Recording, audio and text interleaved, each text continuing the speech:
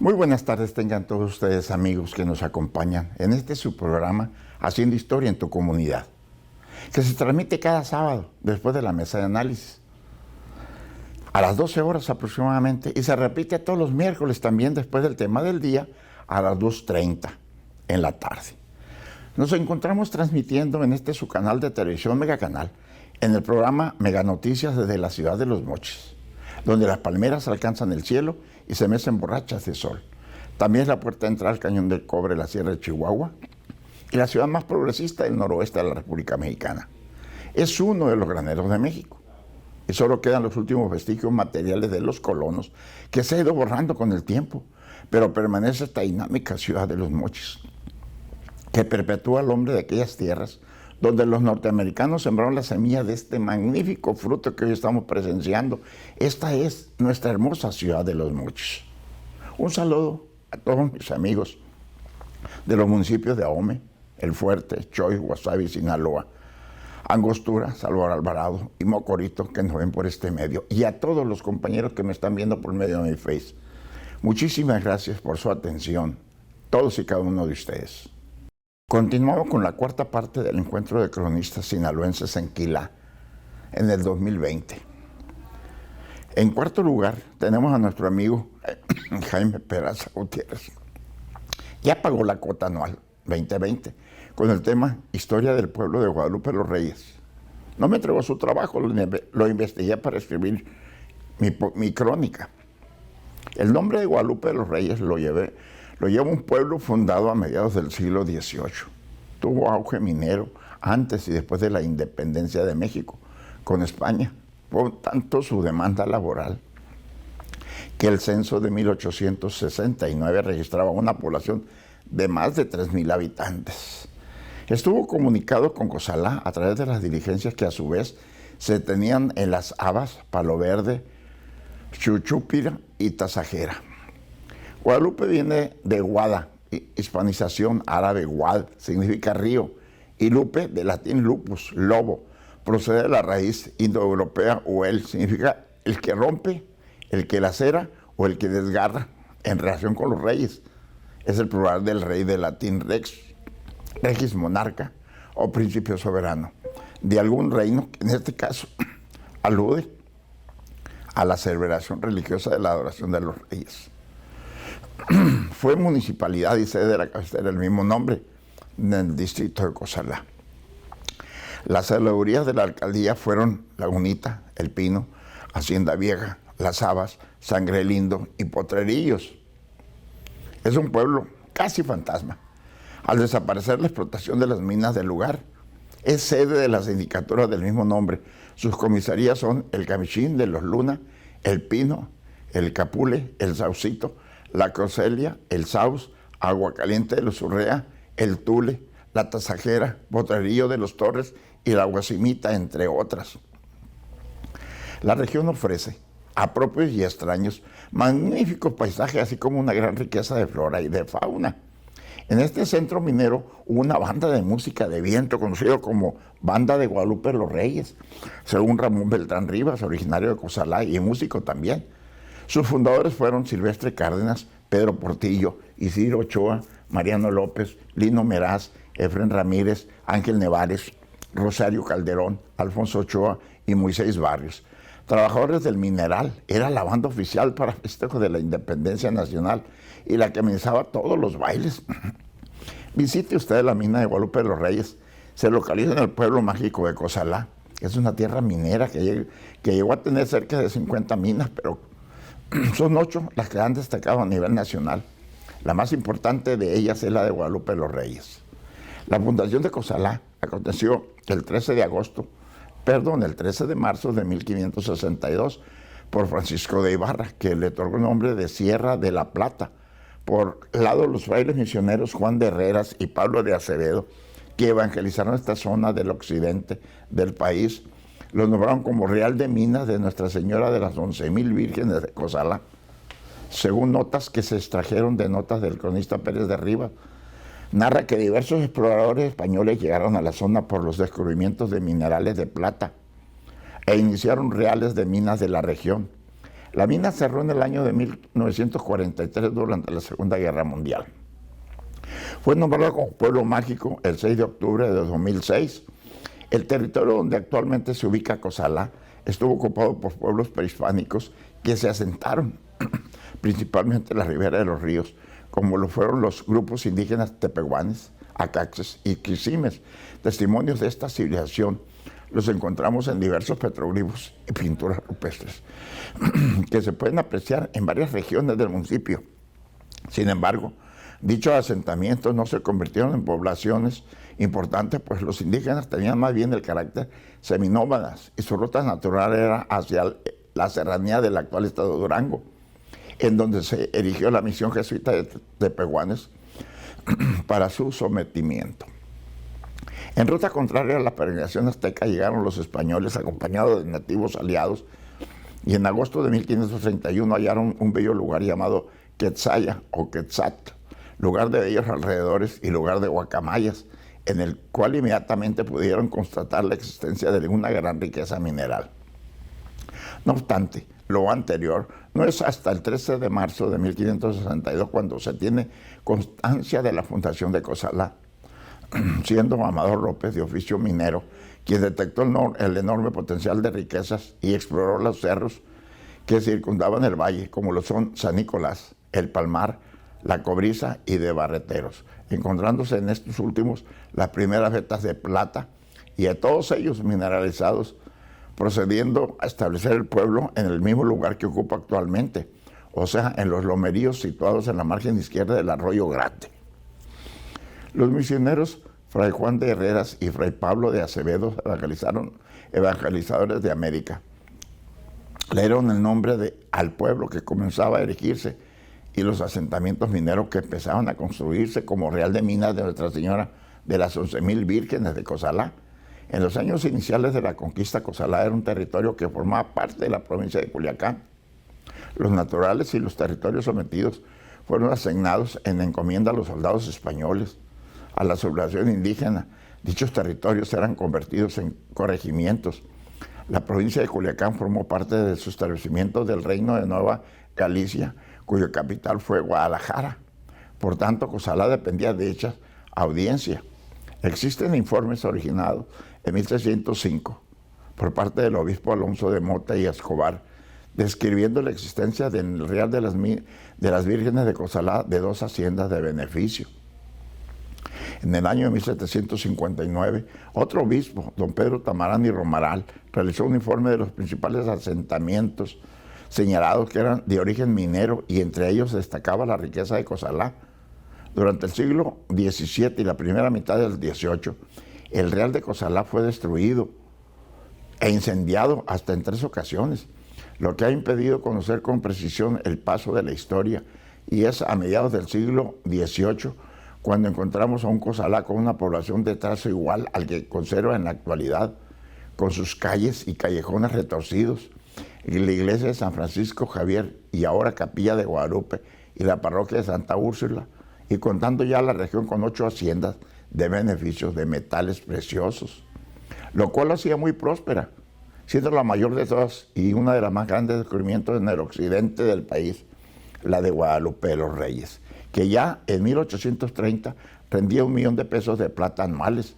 Esa producción la conservó hasta 1816, año de su primer gran bonanza, hasta 1943 en que cerró sus puertas durante la Segunda Guerra Mundial. Es importante, y después de Guadalupe de los Reyes estaba la mina de San José de las Bocas, Santa Cruz de Alaya, el pueblo de Alaya, Tlapacoya, Nuestra Señora la Ciénega y el Cajón de Tlacapoya. En 1810, al inicio de la independencia de México, Cozalá era considerado como la población más próspera del noroeste de México, con un inventario de más de 50 minas.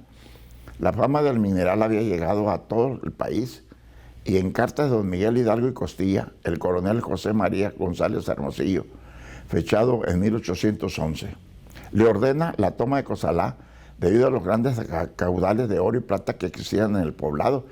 Sin embargo, el coronel no logró tomar la plaza al ser derrotado en el combate en San Ignacio. La minería floreció y creció hasta el inicio del siglo XX, cuando inició su declive.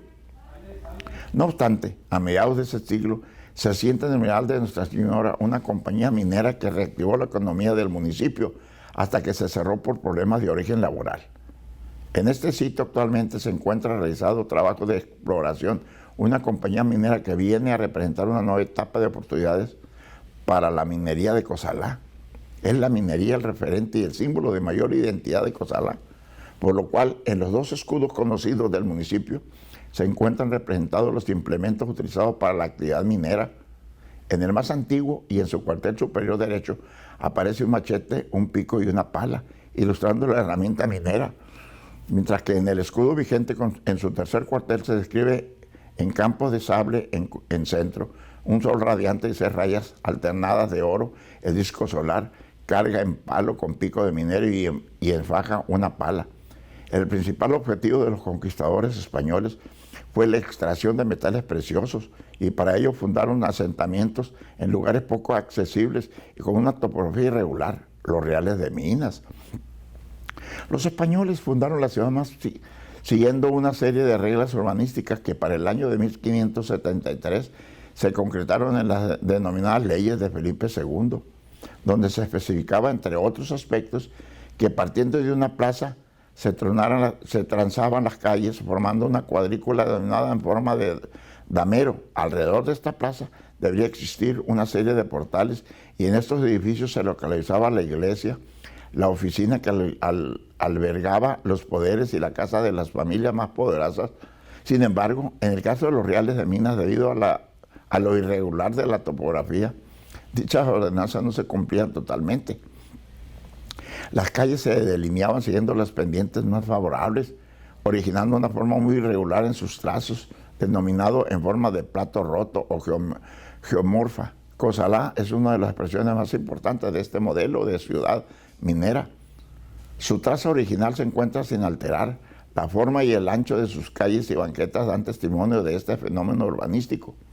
Calles delineadas de forma irregular, se convierte en una aventura con remates visuales, vistas continuas que van jugando con la morfología del poblado, creando espacios urbanos de gran interés arquitectónico y paisajista, formas que dan testimonio en función de desuso, como el uso de carruajes y de bestias de carga. Pero la belleza, ahí está, hay que saberla observar.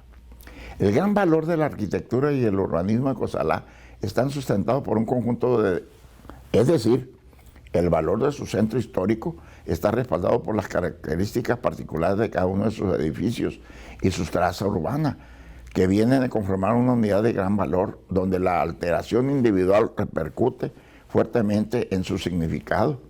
Su arquitectura se caracteriza por un total unidad de casas con techos de carrizo y teja, que rematan con una cornisa, muros de adobe, con vanos verticales enmarcados por molduras pintadas con colores diferentes. El resto del paramento del muro viene conformando una tipología formal homogénea en el total del poblado. Cozalá conserva intacta su traza urbana en forma de plato roto. La forma ancha de sus calles y banquetas, así como la altura de esta última, no han sufrido modificaciones. Su arquitectura a nivel de fachadas e interiores se conserva en más del 90%. Y se están realizando trabajos de rescate en busca de alcanzar un 100%. Esta arquitectura es construida con materiales del lugar, siendo el conocimiento de las técnicas constructivas transmitiendo de generación en generación. Y no existe un rompimiento que provoque el surgimiento de una arquitectura con otras características, como lo testimonia una serie de edificios construidos recientemente en áreas de ensanche de la población, con los materiales y técnicas constructivas tradicionales. La arquitectura de Cozalá surge de la naturaleza y se integra perfectamente a ella, con patios interiores y gruesos muros de adobe que representan la solución al problema del clima, ya que durante la época de verano e invierno son espacios con una temperatura agradable. La arquitectura de Cozalá no solo se integra al medio rural y natural, sino que surgen y es parte del mismo medio. Después de este hermoso trabajo sobre Cozalá, continuamos con un quinto lugar, nuestro amigo Rosendo Romero Guzmán, quien ya pagó la cuota anual 220 con el tema Agustín Verdugo de la Vega, un culichi en la Ciudad de México, porfiriana. Hace unos 5 años inicié la tarea de rescatar diversos aspectos sobre la colonia Gabriel Leiva, la tercera en fundarse en la ciudad de Culiacán, comunidad que surge en 1924 con el nombre de Colonia Chapultepec. Su nacimiento ocurre en el norte por el rumbo de Tierra Blanca, al puro pasar el puente Cañedo, sobre la banda derecha del río Tamazula a izquierda de Lomaya. Después vendrían otras. En 1933, mediante decreto, se le rebautiza como Colonia Gabriel Leiva, tal y como hoy se le conoce. Una de las primeras tareas que realizan es la revisión de la nomenclatura de las calles de la colonia, y al hacerlo caí en cuenta que en la asignación de los nombres se mezclaron diversos personajes que han trascendido históricamente en nivel nacional como local. Si se agruparon por épocas, se tiene calles con nombres de héroes y heroínas de la independencia nacional como Ignacio López Rayón, Ignacio Allende, Mariano Abasolo y José Ortiz Domínguez, personajes de la época de la Consideración Nacional, Melchor Ocampo, Eustaquio Buena y Agustina Ramírez, del Porfiriato, Teresa Villegas, Agustín Verdugo y Luis G. de la Torre, así como Ramón Ponce de León y Joaquín Redo, de la Revolución, Álvaro Obregón y Mario Camelo Vega, y contemporáneos, Mariano Romero. Además de aquel cuyo mérito se encuentra oculto en la bruma de los tiempos, como es el caso del doctor Manuel Romero, los cuales de momentos no han podido ubicar con exactitud. Inicié investigando los personajes correspondientes al área fundamental, pero esta me basé en un acta de cabildo documentado donde se sientan que representantes de los fundadores de la colonia solicitaron que se asignen nombres a las calles dando un listado de personajes y sobre qué rúas debían de hacerse más que otra cosa por sus grandes méritos. A la primera calle de este a oeste, comenzando en el sur, doctor Manuel Romero. A la segunda calle de este a oeste, comenzando por el sur, doctor Ramón Ponce de León. A la tercera calle de este a oeste, comenzando por el sur, doctor Luis G. de la Torre. A la calle que conecta la calzada con la que va a la toma de agua, Joaquín Redo. Y a la primera calle hacia el poniente de la calzada, Teresa Villegas. A la segunda calle hacia el poniente de la calzada, calle Agustina Ramírez. A la primera calle hacia el oriente de la calzada, licenciado Agustín Verdugo. A la segunda calle hacia el oriente de la calzada, licenciado Eustaquio Buena. De estos personajes puede realizar sin mucha complicación una especie de biografía, excepto de la profesora Teresa Villegas, licenciado Agustín Verdugo y doctor Manuel Romero. En la actualidad he reunido información como para redactar una reseña sobre la vida y obra de los profesores y del licenciado, pero sobre el doctor Romero, debido a que, aparte de su nombre y profesión, de que una escuela del pueblo del Salado lleva su nombre, no tengo nada más que escribir. Agustín Verdugo de la Vega fue un influyente abogado originario de Culiacán, radicado en la Ciudad de México, quien en el Porfiriato figuró y se le respeta nacionalmente por su prosapia y sapiencia en los círculos del poder cultural de intelectuales literarios, criminólogos, docentes del derecho y litigantes. Agustín, en Sinaloa, tenía los lazos consanguíneos con los poderosos familias culiacanenses de La Vega, Verdugo, Rábago, Díaz, Martínez y Martínez de Castro, que eran identificados como el grupo de los de La Vega, que unidos en el siglo XIX jugaron un papel muy importante en la conformación de Sinaloa como Estado. En esa época, estos clanes estaban firmemente fusionados por consanguinidad, parentesco espiritual o intereses de poder, situación útil en política y negocios, pero sobre todo en enfrentamiento con clanes de otras regiones del Estado, que la disputaban la supremacía política y económica. Sus contrincantes más fuertes eran sus similes de Mazatlán y la región sur, que además eran apoyados por comerciantes extranjeros. Los conflictos llegaron a las armas, tan es así que en 1852 los mazatlecos junto con sus aliados sureños intentaron separarse y formar otro territorio federal. Pero el proyecto fue rechazado por el gobierno federal. Pero a cambio los culiacanenses perdieron la capital del estado, pues a la fuerza fue trasladado a Mazatlán por el coronel Pedro Valdés, quien tras derrotar militarmente a los poderosos de Culiacán, se convirtió en gobernador de facto y, aprovechando la situación, emite un decreto el día 24 de septiembre de 1852 que permite el cambio de los poderes del Estado a Mazatlán, mismo que solo regresaría a Culiacán hasta 1873.